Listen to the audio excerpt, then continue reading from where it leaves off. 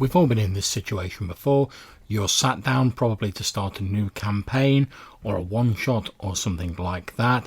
Let's assume you're playing D&D or something similar. You've sat down, you've got your 4 or 5 players there. You come to your first one. Oh, I want to play a dwarven fighter. Oh, well, I'm going to play an elven mage. I'm going to play a crafty human thief. And I'm going to play a muscle-bound human barbarian. All eyes turn expectantly to the final player. And as the GM says, so, what are you playing? They look questioningly at them and say, are tieflings available in this campaign? Can we play vampires? Well, I'd sort of got this idea for a character who was a human paladin who was infected with lycanthropy, and then he died but was raised again as a revenant and is now infused with demon blood. At which point, normally the sound you can hear, the loud, is the sound of the GM's hand impacting strongly with their forehead. I'm John, this is the Red Dice Diaries, and in this episode we're going to be talking about that sort of player that always has to play something weird or strange. Welcome to another episode of RPG Bugbears.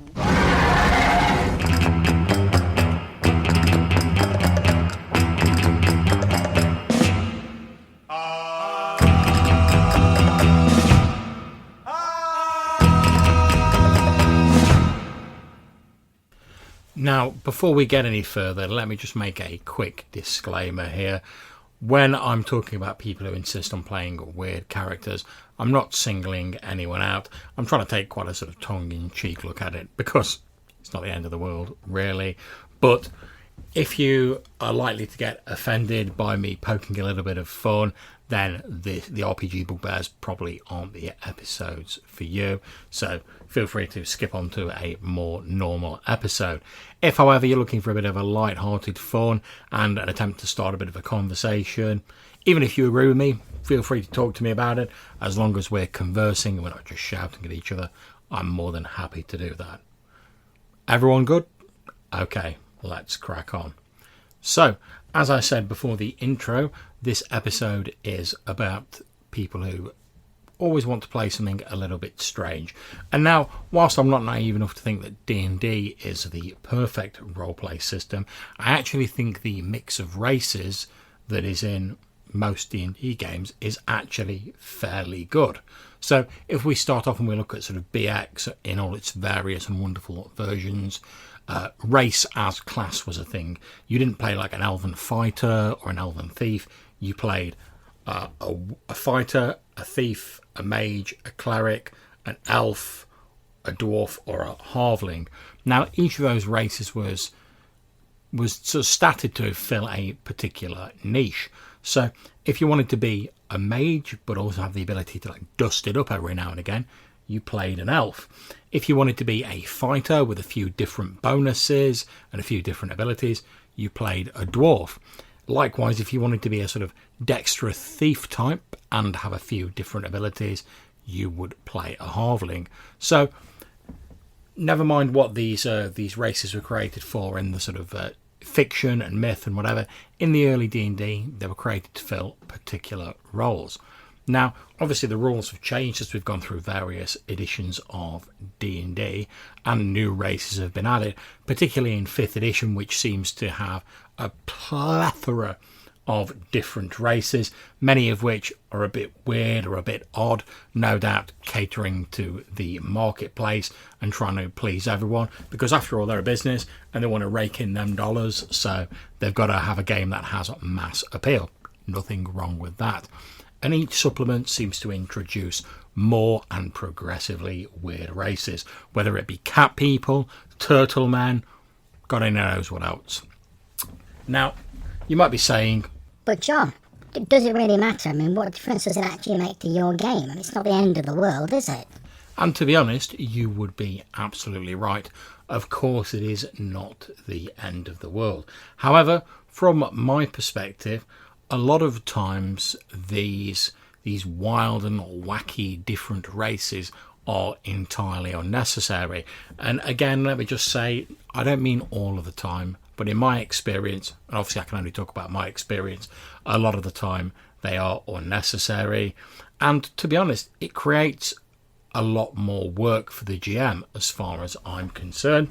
Maybe not a great deal. Most GMs will probably manage it. I've done it a few times myself where in order to save arguments and people having to restart their characters, I've just gone, yeah, you can play a watermelon that's been brought to life, or a carrot with arms and legs or whatever.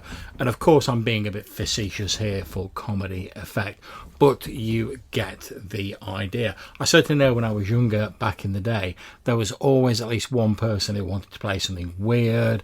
They wanted to play like a catman who was on the way to lichdom, or they wanted to play someone who'd been infected with lycanthropy, or they wanted to play a gnoll or something like that at first level. There was always one person who did that. Now, again, not all the time, but certainly back in my younger days when this was more prevalent in my experience, I found that often the reason people wanted to play one of these weird races is because they were under the mistaken impression that that would make their character unique, or they would use that as a substitute for actually role-playing their character. Now, not always. There were some people who wanted to play strange characters because they were really interested in role-playing out like a Gnolls society or whatever.